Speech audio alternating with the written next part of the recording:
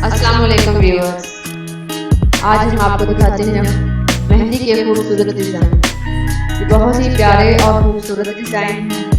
तो नाज़रीन, डिज़ाइन दिखाने से पहले मेरी आपसे गुजारिश है कि अगर आपने मेरा चैनल सब्सक्राइब नहीं किया तो प्लीज़ मेरा चैनल सब्सक्राइब कर दें।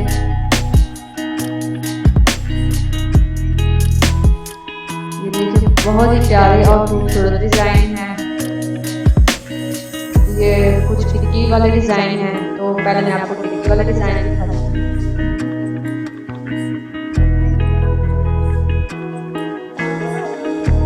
इसके बाद ये हैं बेल वाले डिज़ाइन।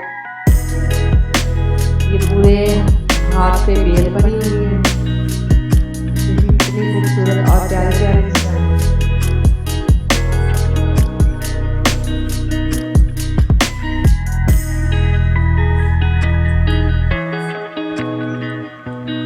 नाज़रीन, मुझे उम्मीद है कि आपको मेरे ये थोड़े से डिज़ाइन पसंद आए होंगे। तो अगर आपने मेरा चैनल सब्सक्राइब नहीं किया तो प्लीज़ चैनल सब्सक्राइब करें और मेरी वीडियो को लाइक